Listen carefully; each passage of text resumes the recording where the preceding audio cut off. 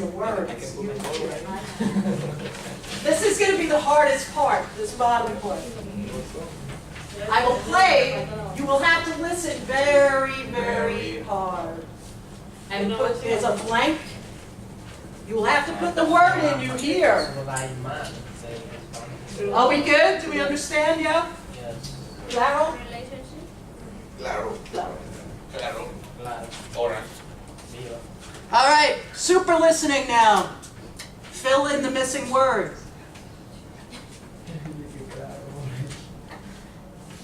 Originally, like my grandfather's story, and then he gave it to my dad, his son-in-law. That's usually what the story is for most Yemeni deli owners. Abdul Soleimani takes over the counter here from his father in the afternoons.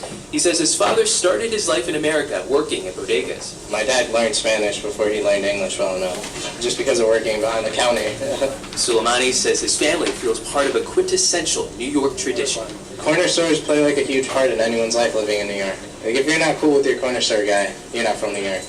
And that's the kind of wisdom you'll hear straight from your bodega guy. Anzila Wang, NPR News, New York. In many big cities, there. I apologize, I only played the last part on this page. I didn't have it. My dad learned Spanish before I learned English. Exactly. My dad learned Spanish before he learned English. He says his family feels part of a quintessential New York tradition. Ooh, yes.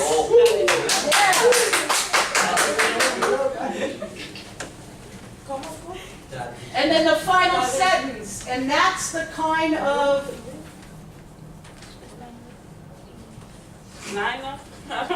wisdom.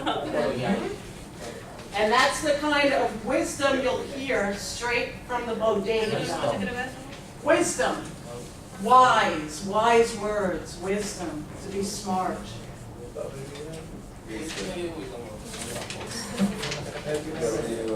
I apologize, I did not cue up the iPod for this. Do you want to hear it? You want to quiz yourselves? Okay.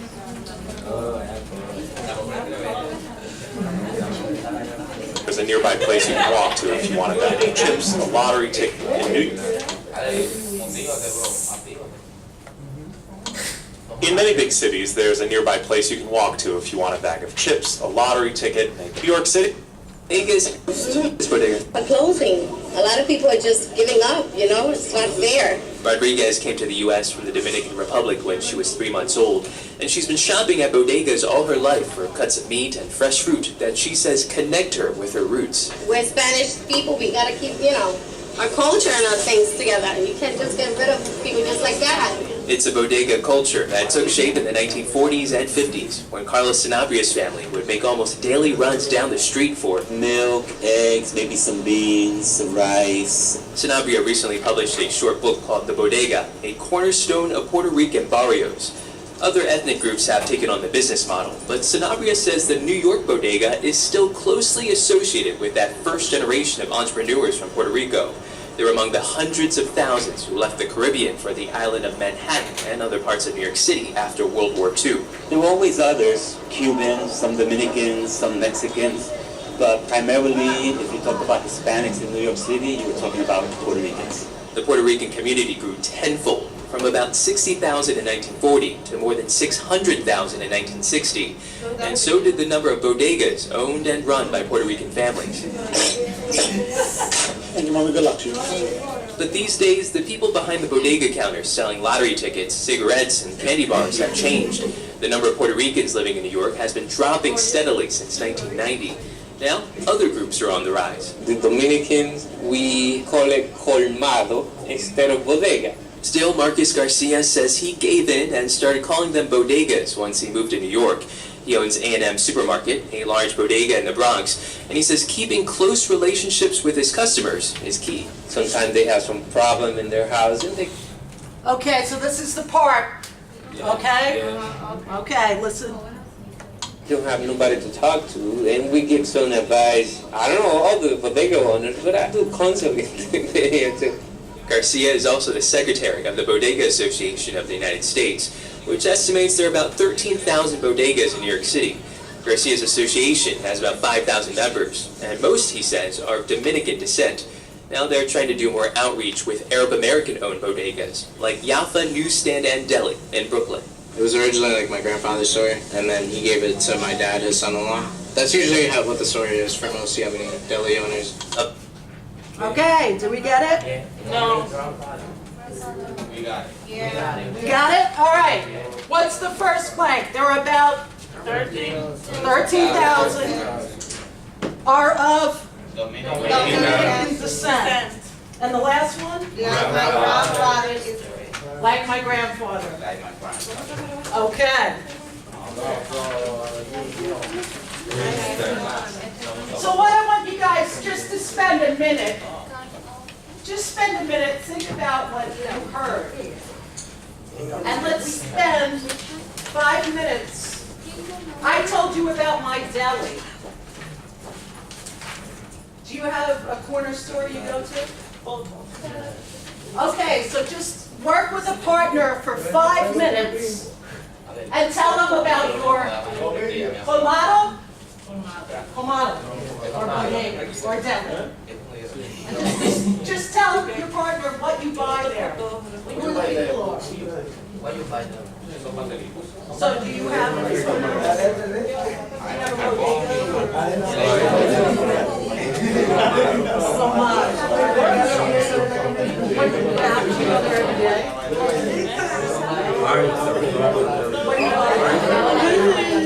I buy some green from the bread. Also they Like deli.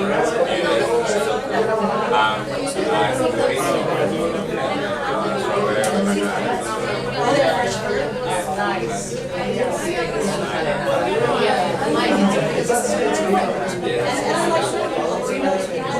Oh yes, because my grandfather, when he say that sometimes they have some problems in their house and they have nobody to talk, my grandfather always is going to school. And he has to start with them.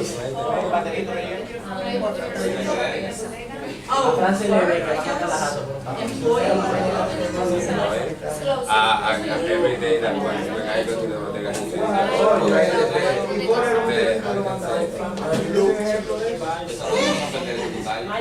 you are the son of Papa? Yes, grandson. Yes.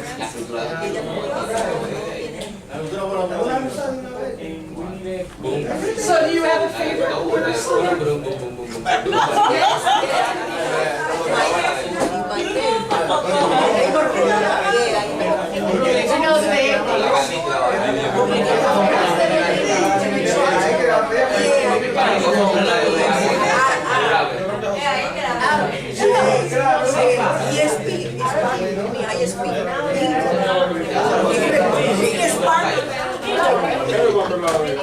Well, he's not even clinic.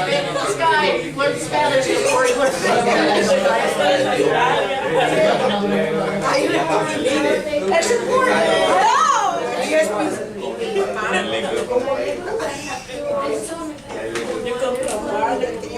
So do you guys have a favorite store?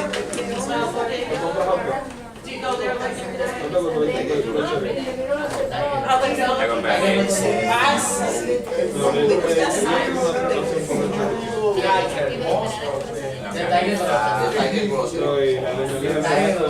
Tiger. Tiger, I like that. Tiger.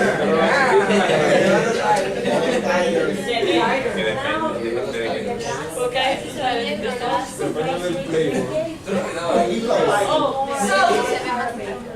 now that you talked a little bit about it, look at the last one. Write down why. Why are they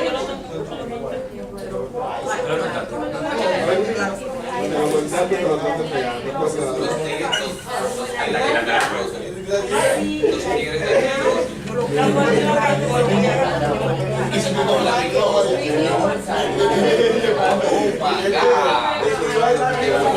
Not the reason.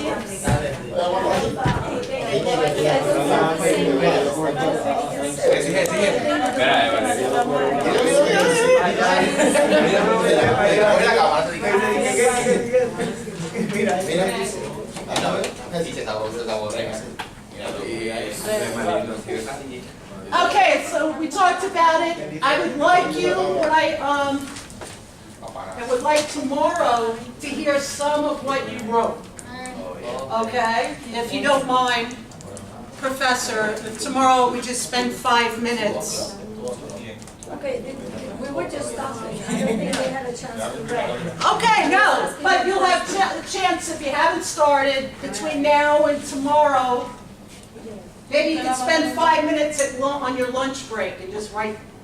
I'm not going to grade it. We're just going to talk a little bit about it tomorrow. Okay? Professor, thank you so much. Okay, you're welcome. Benito, thank you. Thank you, Dave.